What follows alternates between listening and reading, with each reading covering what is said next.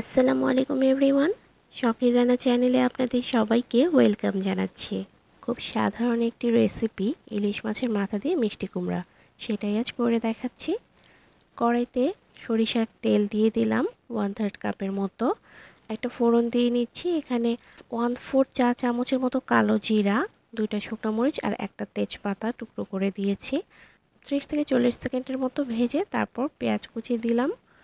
এখানে 4টা ছোট সাইজের পেঁয়াজ আছে, সেটা কুচি করে দিয়েছি। পেঁয়াজটাকে কিছুটা সফট করে ভেজে সামান্য একটু পানি অ্যাড করে দিচ্ছি। পানিটা হবে এখানে 1/3 কাপের মতো। তারপর কিছু গুঁড়া মশলা অ্যাড করে দিচ্ছি। এখানে লবণ, হলুদ, মরিচ, ধনে গুঁড়া আছে।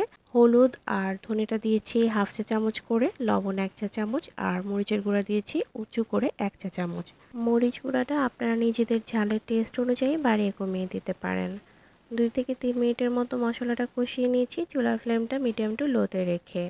মশলা কষানো হয়ে গেলে ভালোভাবে ধুয়ে রাখা ইলিশ মাছের মাথা দিয়ে দিচ্ছি।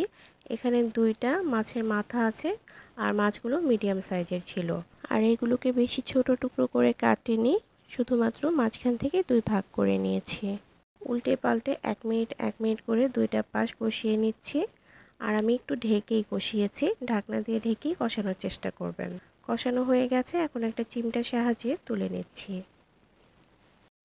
এখন এই মশলাতে অ্যাড করে দিতে হবে ভালোভাবে ধুয়ে কেটে রাখা মিষ্টি কুমড়া। সবগুলো টুকরোকে আমি একই সাইজ রাখার চেষ্টা করেছি, নয়তো কতগুলো গলে যাবে আর কতগুলো ভালোভাবে সিদ্ধ হবে না। এখানে ছোট সাইজের মিষ্টি কুমড়ার অর্ধেকটা আছে। ঢেকে দিয়ে কষিয়ে নিচ্ছি। আর চুলার ফ্লেমটা এই পর্যায়ে মিডিয়াম টু লোতেই থাকবে। বারবার একটু নেড়ে চেড়ে কষিয়ে নিতে হবে, নয়তো তলানিতে লেগে যাবে। মিনিট 5 কষিয়ে নেওয়ার পর অ্যাড করে দিচ্ছি 1.5 কাপ পানি। এই পানিতেই মিষ্টি কুমড়াটা পুরোপুরি সিদ্ধ হয়ে যাবে। অ্যাড করে দিচ্ছি 1 চা চামচ পরিমাণ চিনি। মিষ্টি কুমড়াতে চিনিটা দিলে খেতে অনেক বেশি টেস্ট হয়।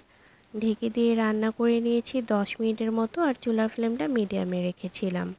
10 মিনিট পর মাছের মাথাগুলো দিয়ে দিলাম আর 5-6টা কাঁচামরিচও দিয়ে দিয়েছি। আলতো করে নেড়ে আরও 7 থেকে 8 মিনিটের মতো রান্না করে নিতে হবে। আর চুলার ফ্লেমটা মিডিয়াম টু লোতে রাখতে হবে। আর লবণটা অবশ্যই চেক করে দেখতে হবে ঠিক আছে কিনা, যদি লাগে তাহলে আরও একটু অ্যাড করে নিতে হবে। ঢেকে রান্না করে নিচ্ছি 7 থেকে 8 মিনিট, আর এই সময়ের মধ্যেই রান্নাটা হয়ে যাবে। রান্নাটা হয়ে গেছে। এখন চুলার ফ্লেমটা একেবারে লোতে দিয়ে 2 থেকে 3 মিনিট দমে রেখে নামিয়ে নিতে হবে।